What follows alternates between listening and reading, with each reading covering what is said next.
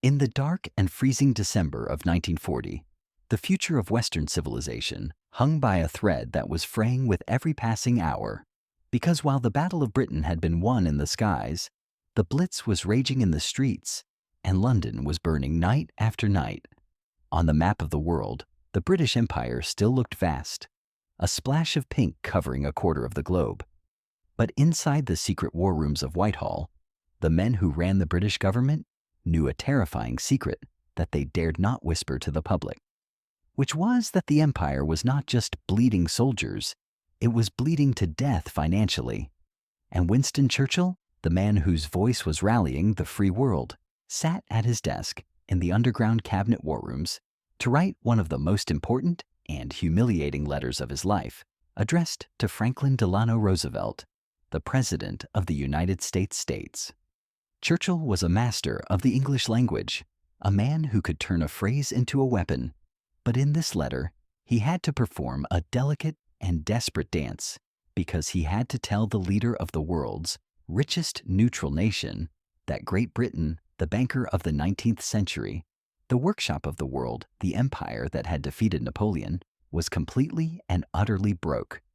The letter was long and detailed, describing the strategic situation and the U-boat peril in the Atlantic. But the sting was in the tail because Churchill wrote that the moment was approaching when the British Treasury would no longer be able to pay cash for the supplies it needed to survive, essentially admitting that while the British people would fight on the beaches, they could not fight without ammunition, and they could no longer afford to buy it. To understand how the wealthiest empire in history reached this point of destitution, we have to look at the ruthless economics of total war. Because when the conflict began in 1939, Britain was still a financial titan, holding billions of dollars in gold reserves and owning a massive portfolio of overseas investments from railroads in Argentina to copper mines in Chile and vast industrial concerns in the United States. But the war that Hitler launched was different from any war that had come before.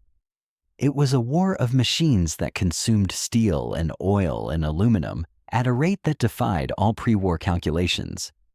Crucially, Britain had to import almost everything, and with the blockade of Europe, meaning they could no longer trade with their neighbors, they had to look across the Atlantic to the United States for survival. But at this stage, the United States was officially neutral, and the American public was isolationist. Remembering the First World War when American boys had died in European mud, so Congress had passed the Neutrality Acts, which contained a specific clause known as cash and carry. This law stated that belligerent nations like Britain could buy American supplies, but they had to pay for them in cash immediately and transport them on their own ships, meaning there would be no loans and no credit, because the Americans were happy to sell the weapons of war, but they demanded gold on the barrelhead before the crates left the dock in New York. For the first year of the war, Britain drained its treasury to meet these demands, liquidating their gold reserves in a secret operation known as Operation Fish, where the British government loaded the entire gold wealth of the nation onto battleships and fast liners and shipped it across the dangerous Atlantic to vaults in Canada in the largest movement of physical wealth in history. Billions of dollars in gold bars and negotiable securities were sent into exile to pay the American bill collectors. But by late 1940, the gold was gone, and the liquid cash was gone, leaving the British Purchasing Commission in Washington with contracts sitting on its desks that it could not sign because the Treasury officials in London told them there were no dollars left to honor them. When Roosevelt received Churchill's letter, he understood the stakes and knew that if Britain fell, the United States would be next. But he also faced a political problem because he could not simply give money to Britain as American laws forbade it, and the public would be outraged. So he needed a way to help. That looked like a hard-headed business deal and not a charity handout, which is where the concept of Lend-Lease was born. Roosevelt explained it to the press with a folksy analogy, saying that if your neighbor's house is on fire, you do not haggle with him over the price of a garden hose. You lend him the hose, and he gives it back when the fire is out, which sounded simple and generous, like a neighborly act of assistance. But The reality of the negotiations that took place behind closed doors in Washington was entirely different, as it was not a conversation between neighbors. It was a foreclosure proceeding between a bank and a bankrupt client. The man in charge of the American Treasury was Henry Morgenthau Jr., who was a staunch anti-fascist but also the guardian of the American taxpayer. And he believed that before the United States gave a single dime of aid, Britain must prove that it had stripped itself of every last asset it possessed. So he demanded a full audit of the British Empire, asking to see the list of every asset owned by the British government and every asset owned by private British citizens anywhere in the world. The British negotiators, led by Sir Frederick Phillips, were stunned as they were being asked to open their books to a foreign power and were being treated not as an ally fighting a common enemy, but as a failed company in receivership. And despite their arguments that selling off long-term investments in the middle of a war would be a fire sale that would get pennies on the dollar, leaving the country destitute. After the war, Morgenthau was unmoved because his instructions from the president were clear. The United States would not provide aid until Britain had scraped the bottom of the barrel. The logic was brutal, for if Britain still had assets in the United States, why should the American taxpayer subsidize the war? Why should a farmer in Iowa pay for a tank for the British Army if a British lord still owned a factory in New Jersey? The most painful symbol of this forced liquidation was the case of the American Viscose Corporation, a massive industrial giant that was the largest manufacturer of rayon and artificial silk in the United States, owned by a British company called Court Alds, which was a jewel in the crown of British overseas investment, generating millions of dollars a year in dividends that flowed back to London, helping to balance the trade deficit. But Morgenthau identified it as a target and told the British negotiators that they had to sell it immediately. The British resisted, knowing the company was worth over $100 million, and to sell it in a rush during a war would be financial suicide. But Morgenthau held the leverage because the Lend-Lease bill was making its way through Congress, and he needed a sacrificial lamb to show that Britain was bleeding. So he gave the ultimatum: sell American Viscose, or Lend-Lease will die in committee. On Sunday, March 15, 1941, under immense pressure from Washington, the British government seized the American Viscose Corporation from its owners via a compulsory purchase order, and the sale was handled by a group of American investment bankers who drove a merciless bargain because they knew the British had to sell, resulting in the company being sold for roughly $54 million, which was essentially a theft, as it was worth at least double that amount.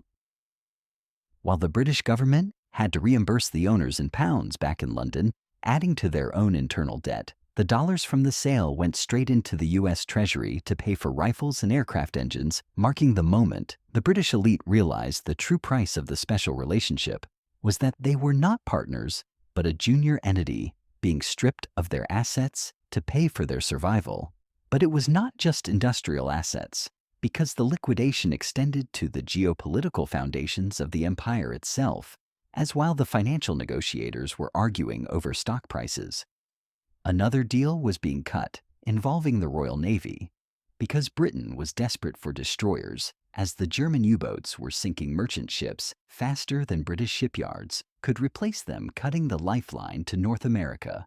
Churchill begged Roosevelt for 50 old destroyers, which were, World War I era ships sitting in mothballs in American naval yards, obsolete, rusting, and of little value to the modern U.S. Navy, and Roosevelt agreed to give them to Britain. But again, there was a price, as he did not give them for free. He traded them in exchange for 50 rusting ships. The United States demanded 99-year leases on a string of British naval and air bases across the Atlantic, from Newfoundland and Canada to the Bahamas, Jamaica, St. Lucia, Trinidad, and British Guiana. Think about the scale of that trade. Britain gave the United States a strategic footprint that covered the entire Western Hemisphere, handing over the keys to the Caribbean and the North Atlantic, allowing the United States to build military bases on British sovereign territory, that would project American power for a century, all for 50 old ships that were barely seaworthy, which was a geopolitical fire sale where Britain traded its long-term strategic assets for short-term tactical survival.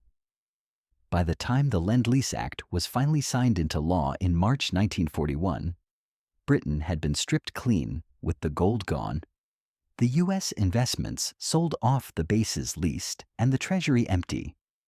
But while Lend-Lease was hailed in public as the arsenal of democracy, providing the tanks and food that kept Britain alive, the financial terms of the arrangement laid the groundwork for a post-war world where Britain would be a debtor and America would be the creditor. The aid was not a gift, it was a lease, and the underlying assumption was that there would be a reckoning specifically contained in a clause known as Article 7, which was a poison pill for the British Empire, stating that in return for the aid, Britain would agree to dismantle its imperial preference system after the war, which was the economic wall that held the British Empire together by favoring trade between Britain and its colonies. By signing Article 7, Britain was agreeing to tear down its own economic defenses and open up their empire to American exporters, effectively signing the death warrant of their own trading bloc. But with German bombers overhead, they had no choice. As the war dragged on and the United States officially entered the fight, the financial disparity only grew because American industry, fueled by government spending, exploded in size and efficiency, growing by huge percentages every year, while Britain's economy was being distorted and cannibalized by the war effort, stopping exports and converting every single factory to war production, abandoning its markets in Latin America and Asia, only to see American companies step in to fill the void. By 1944, the transfer of wealth was absolute, as the gold reserves of the world had moved from London to Fort Knox, and the financial center of gravity had shifted across the Atlantic. But the final humiliation was yet to come, because the British believed that their sacrifice would be honored, and that because they had fought alone against Hitler for 2 years, bankrupted themselves to save the world, the Americans would treat them with generosity after the war, expecting a soft landing, but they were wrong. On the 15th of August, 1945, the news flashed around the world that Japan had surrendered, and World War II was over, leading to crowds gathering outside Buckingham Palace in a moment of pure joy. But across the Atlantic Ocean in Washington, D.C., there was no sentimentality, only a cold, bureaucratic machine that had been waiting for this exact moment to switch gears, because 7 days after the victory celebrations began, President Harry Truman signed the order to terminate Lend-Lease. The cutoff was brutal, immediate, and absolute, stating that as of that moment, all aid stopped, meaning American Liberty ships, loaded with wheat and meat, bound for Liverpool, were ordered to turn around in the middle of the ocean and sail back to the United States, severing the lifeline and paralyzing the British government with shock. John Maynard Keynes, the legendary economist, looked at the numbers and saw the abyss, calculating that Britain faced a financial Dunkirk because without those dollars, the country would have to default on its payments, stop importing food and cut rations to starvation levels, leading to mass unemployment and social collapse. So there was only one option, which was to beg. In September 1945, a dying John Maynard Keynes boarded a ship for Washington, sick, exhausted, and suffering from a heart condition, planning to argue that the United States should give Britain a gift of $6 billion as a retroactive payment for the blood and treasure Britain had spent holding the line, calling it justice. But when he arrived, he found that justice was not a currency. The Americans recognized. The American negotiators, led by Fred Vinson, told him bluntly, there would be no gift and no grant, only a loan on commercial terms with interest. And despite Keynes' pleading that financial crushing would destroy a vital ally, the Americans held all the cards, offering a loan of $3.75 billion, which was barely enough to survive, and came with strings attached designed to strangle the last remnants of British economic independence. The most poisonous condition was sterling convertibility, which demanded that Britain make the pound fully convertible to dollars within 1 year, a move designed to break the sterling area and allow countries to sell pounds to buy American goods, which Keynes knew was a death trap that would cause a run on the pound. But the alternative was starvation. So the British Parliament voted to accept the loan, describing it as a financial Munich. The tragedy unfolded exactly as predicted, because when Britain made the pound convertible on July 15, 1947, the world rushed to sell pounds, and the money from the loan evaporated in weeks, forcing the government to suspend convertibility after just 5 weeks and admit total failure, having burned through the loan for nothing. This financial weakness had immediate geopolitical consequences, triggering the retreat from Greece and Turkey and the devaluation of the pound in 1949, where the British people overnight became 30% poorer relative to the rest of the world. But the final bill for the war was a mortgage that spanned generations. The Anglo-American loan of 1946 was a commercial debt, and every year for 6 decades, the British Treasury wrote a check to the United States Treasury through the boom of the 50s, the gloom of the 70s, and into the modern era, until the final payment was made on December 29, 2006. Think about that for a moment. 60 years after the guns fell silent and the victory parades ended, the British taxpayers were still paying for the privilege of having survived World War II, proving that the story of the price of victory is the ultimate debunking of the idea that wars have winners, because in the modern era, total war is a negative-sum game where Germany lost the war and was destroyed, but Britain won the war and was bankrupted, leaving the United States as the only true winner, having doubled its economy and bought the British Empire, not with armies, but with contracts. Britain emerged from the war as a moral giant, but an economic pygmy, having spent its inheritance to buy freedom for Europe, a noble sacrifice that was perhaps the noblest in history. But in the cold, hard light of economics, it was a liquidation where the empire did not fall, it was sold off piece by piece to pay the bill for doing the right thing.